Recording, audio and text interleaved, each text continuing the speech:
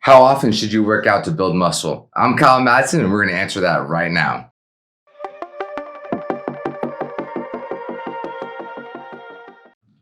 First things first, when I answer this question, it's from the goal of trying to be strong and look strong. Some answers may vary. Maybe you just want to lose fat and keep your muscle. Maybe you want to PR and become the world's strongest man.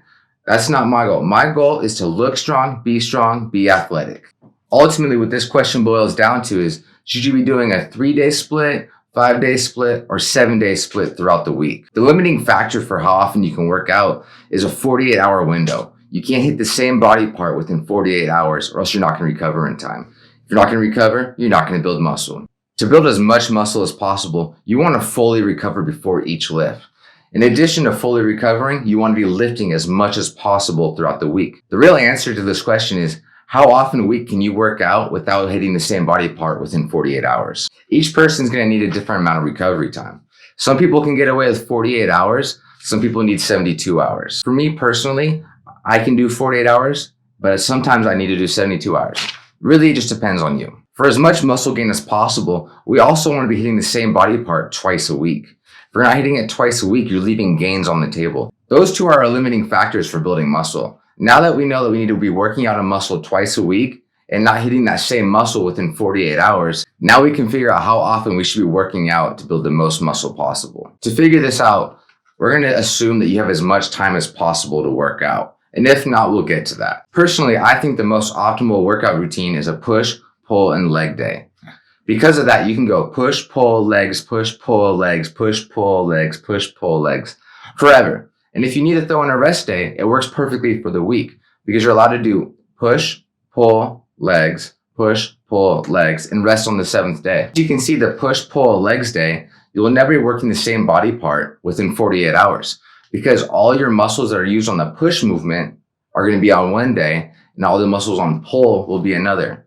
A lot of times people will do bro splits, and what happens with bro splits that gets you into trouble is you might be working chest one day, or maybe you're working shoulders Monday, and then let's say Tuesday comes along and you're going to hit legs, but then on Wednesday you want to hit shoulders. Well, if you hit chest on Monday, you worked your shoulders. You're not going to bench press without your shoulders. So you can't hit shoulders the next day because that's within 48 hours.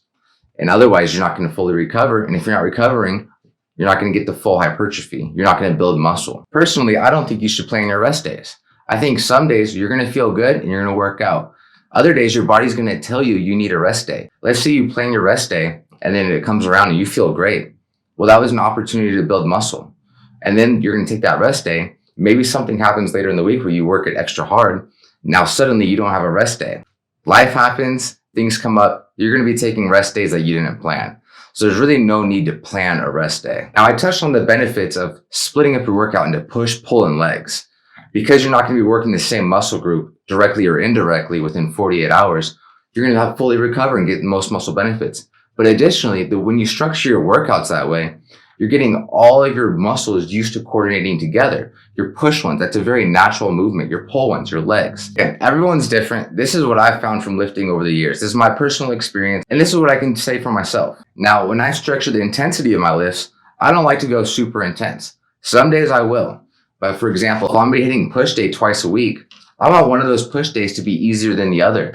Maybe early in the week, I hit a heavy push day, and then later in the week, I hit my heavy pull day.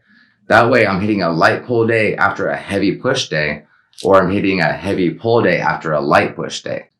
Pretty much, you just got to listen to your body. Like, you know how your elbow feels. You know how your shoulder feels. I've had times where I've had on my last couple of reps of bench, I felt like a little twinge, not a pull, nothing. I didn't hit chest super hard for 3 weeks because if I try and push it for those 3 weeks for short-term gain, I'm going to miss out on gains to come. My chest healed, no problem since. And if you're watching this video, it's because you want to build muscle. So we've almost finished answering how often you should be working out and how that schedule should look. But you want to build muscle. The most important factor to building muscle is progressive overload. If you're not increasing your weights or your volume or your frequency, you're not going to get stronger. Touching off of using more weight and increasing your volume, you don't want to overtrain. If you come in on a day and you're feeling overtrained or overstressed, don't push it on that muscle group, but maybe go lighter. Add in some stretching, add a cardio day. For me, I like to work out 7 days a week. So if it's, push day comes around, let's say I start off with push day, pull day, leg day. By the week comes around, that'd be the third push day. I might not be up for it. Maybe I make it a super intense cardio day where I'll go for like 45 minutes or I'll go for an hour. That way I keep the habit of going to the gym without actually overtraining my body. Now that we've gone over the constraints of what hold back our muscle growth and how often we can work out, for the real answer, I think you should work out 7 days a week. You can hit your body parts, push, pull, legs twice a week. That's 6 days. I think on a 7th day, you do something that's like getting you in the gym and doing some cardio. You don't have to train yourself super hard. If it just means lackadaisically hopping on a bike and going, do that. Because the most important factor, I think, is consistency. And if you're going to the gym 7 days a week, it's really hard to break that habit. Or if you're training 2 days a week, full body.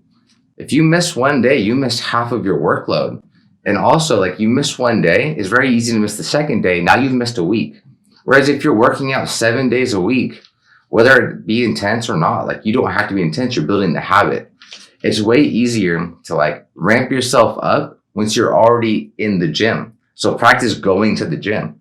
If you go to the gym every day for 14 days, that 15th day, it's super easy to get in the gym. The most important factor is that you come at this with like a longevity goal. You might as well be in it for the long run, because why build as much muscle as you can in the short term if you're going to lose it because you fall off from inconsistency? If you're having a hard time getting in the gym 7 days a week, don't tell yourself you have to do it the most intense. Some days I don't want to do cardio. And so I tell myself it's okay to do it for 10 minutes. And when that 10-minute rolls around, I usually feel good enough to go longer. But if not, that's okay, because I'm still building that habit. Train your body so that it's easy to say yes to the gym because you do it so often. And then when you hop on that bike or hop in the gym, you just keep working out. You tell yourself it's okay to do 10 reps or 15 reps of a certain body part. But when that 15th or 10th rep comes around, you're going to feel good enough to do more. That's an easier question to talk yourself into than talking yourself into the gym when you only do it twice a week. I came up with this topic after doing my last video. Do I have to be sore to grow muscle? And I think I'm going to do more videos that kind of work together in this, because this is like a topic that I like talking about, and because I think it goes so well together as a package. To build the most muscle possible, you should be hitting each muscle group 2 times. And honestly, you can hit the gym 7 days a week. It doesn't have to be super intense, but that's the best way to be consistent. And the best way to build muscle is to be consistent. If you think of other videos that'll fit well with this kind of playlist, let me know. I'll do a video on it. Thanks, I'm Kyle Madsen. If you enjoyed the video, leave a like. And if you want to see more content like this, subscribe. Comment down below if you have a video idea. Until next time, check out these 2 videos.